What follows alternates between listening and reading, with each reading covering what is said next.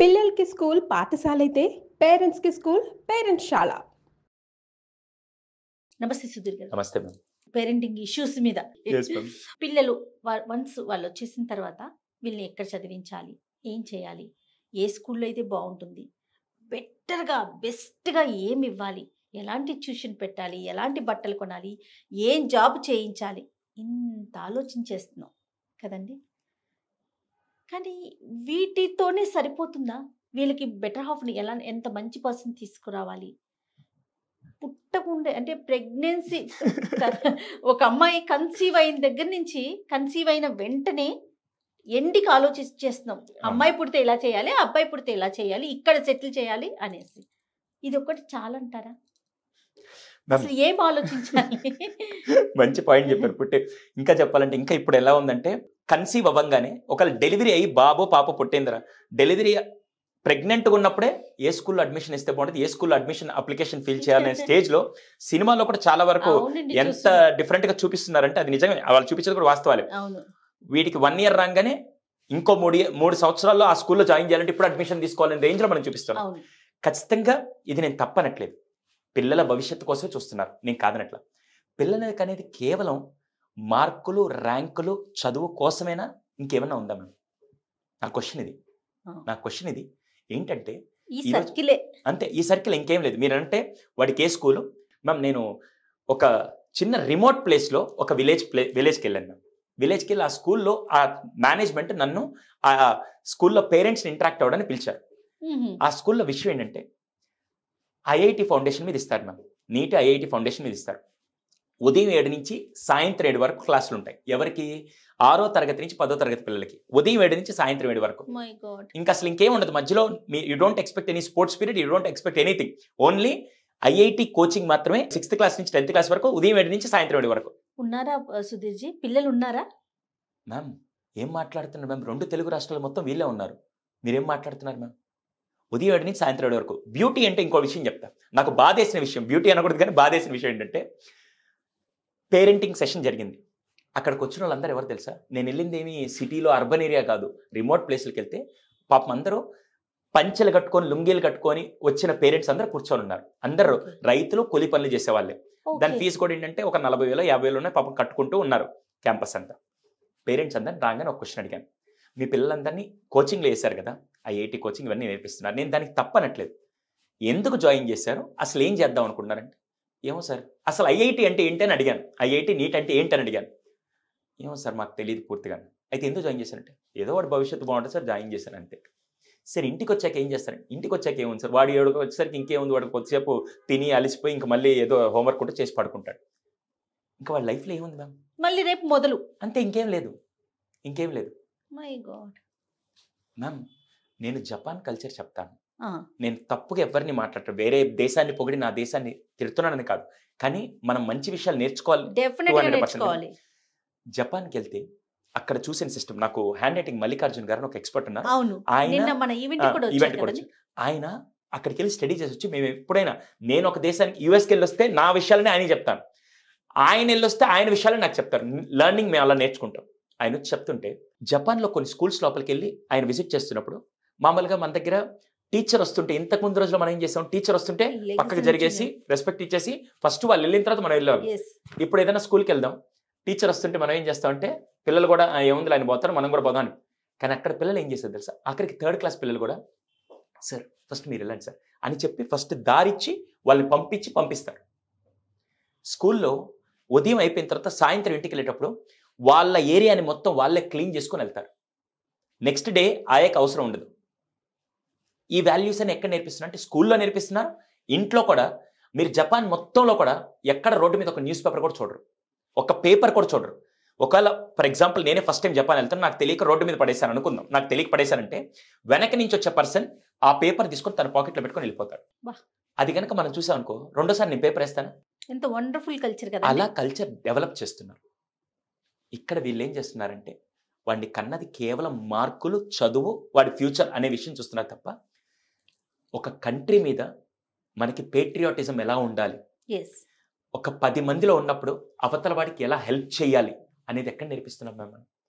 మిగతా విషయాలన్నిట్లో వీడిని ఇలా పెట్టి ఒకే డైరెక్షన్లో మనం నేర్పిస్తున్నాం తప్ప మిగతా అన్ని డైరెక్షన్లో ఒక షేరింగ్ అంటే ఏంటి, సమాజం పట్ల బాధ్యత ఎలా ఉండాలి, రూల్స్ ఎలా ఫాలో అవ్వాలి, ఈ సిస్టమ్ అంతా మనం ఎక్కడ నేర్పిస్తున్నాం? స్కూల్లో నేర్పించేది కూడా చాలా తక్కువ ma'am. Sorry to say this.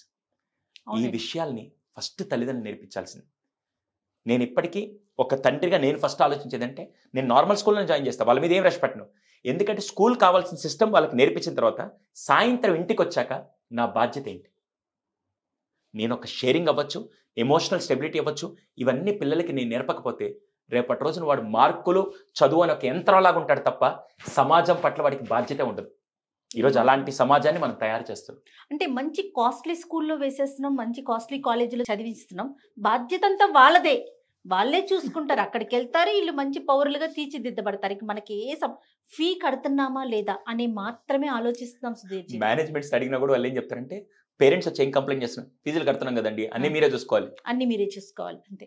మరి మనం అస్సలు అది చాలా చాలా పెద్ద రాంగ్ స్టేట్మెంట్ మ్యామ్. రీసెంట్గా ఒక ఇన్సిడెంట్ జరిగింది. ఒక స్కూల్కి నేను గెస్ట్కి వెళ్తే నేను ఇలాగే చెప్పాను, సార్ కొద్దిగా పిల్లలకి అన్ని యాక్టివిటీస్ కూడా నేర్పిండి అంటే, ఏం చేయమంటారు సుధీర్ గారు, మొన్న జరిగిన విషయం చెప్తాను వినండి, మీరు దీన్ని బట్టి మీరు ఏం చేయమంటారు చెప్పండి.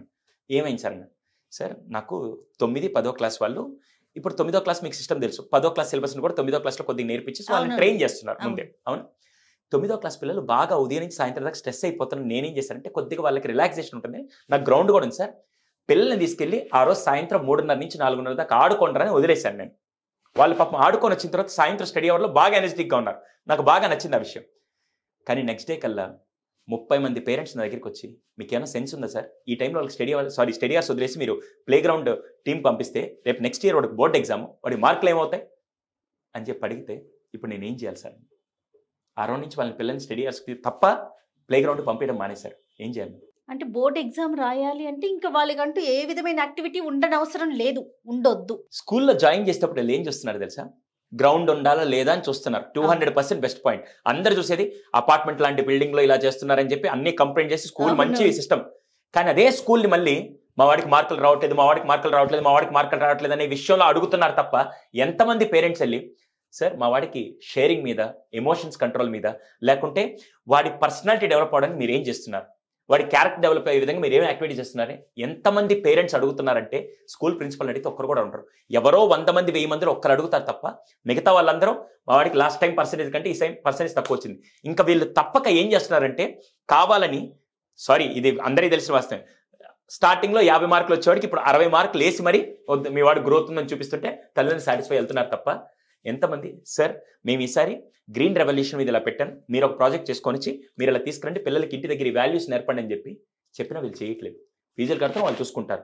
మా పనల్లా వాడి ఇంటికి రాగానే టైంకి ఆ భోజనం పెట్టి వాడు పడుకునే దానికి ఒక ప్లేస్ ఇచ్చి పడుకోబెట్టడం తప్ప ఇంకంతకంటే లేదు అని మనం పెంచుతూ అంటే పేరెంట్స్ వైపు ఇలానే ఉంది సుధీర్ గారు, సిస్టమ్ అలాగే, స్కూల్స్ వైపు కూడా ఇలానే ఉంది.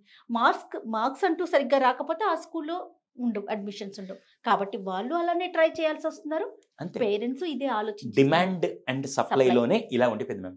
అంతకుముందు గవర్నమెంట్ స్కూల్స్లో ఎలా ఉండేది తెలుసా, వీడు మ్యామ్ నాకు ఎప్పటికీ బాగా గుర్తు, గవర్నమెంట్ స్కూల్ సిస్టమ్ మనం చదువుకునే సిస్టంలో క్లాస్లో పంతులు గారు ఉన్నారు అనుకుందాం, టీచర్ ఉన్నారు, ఆ క్లాస్కి ఎవరైనా రాగానే టీచర్ ఏమంటారంటే ఇలా అనగానే వాడు పరిగెట్టుకుంటూ వెళ్ళి కుర్చీ తీసుకొని గెస్ట్కి వేసేవాడు.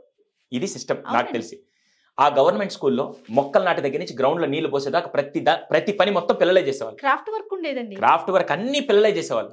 అందుకే వాడికి అంత వాల్యూ సిస్టమ్ వచ్చేది. ఈ రోజుల్లో వాడి చేత ఏమి చేయించకుండా ఆఖరికి టీచర్ నిలబడుకొని వాడు కుర్చీ వేయాలన్నా కూడా ఆయన తెచ్చేసుకుంటాడు, మనకెందుకులే, వాళ్ళకి మనం ఎందుకు వేయాలనుకుంటున్నారు కదండి. సో అది కాదు మ్యామ్. కొన్ని స్కూల్స్ అయితే సుధీర్ గారు, సారీ టు సజెస్, అసలు చెప్పొచ్చో చెప్పకూడదు, టీచర్ వస్తుంటే కనీసం నుంచోటం కూడా లేదండి, నుంచోని అవసరం లేదట, ఆ కల్చర్ కాదంట. అది మాత్రం నేను కంప్లీట్లీ అగెన్స్ట్ మ్యామ్. అది ఇక్కడ ఇంకో పొరపాటు కూడా ఉంది దానికి. ఇంటికి వచ్చాక అరే ఏం చెప్పాడు మీ లెక్కల మాస్టర్, ఏం చెప్పలే ఈరోజు అనే విధంగా మాట్లాడితే పిల్లాడి ముందు నేనే టీచర్ డౌన్ చేయడం కూడా, ఇవన్నీ మ్యామ్ ఇది ఒక్క పాయింట్ కాదు, ఒక ఎలిమెంట్ కాదు. మనం ఈ రోజు మాట్లాడితే ఇంకో 2-3 రోజులు కూడా ఇదే టాపిక్ మీద మాట్లాడమంటే నేను మాట్లాడతాను. కరెక్ట్ చేయాల్సిన బిహేవియర్ ఖచ్చితంగా తల్లిదండ్రుల దగ్గర నుంచి జరగాలి ఫస్ట్. అందుకోసమే ఫస్ట్ పిల్లలకి స్కూల్కి పంపిస్తున్నారు, ఓకే, ఇంటికి వచ్చాక మీ బాధ్యతగా నరాల్లో నేర్పించాల్సిన వాల్యూ సిస్టమ్ చాలా మంది పేరెంట్స్ కి తెలియట్లేదు.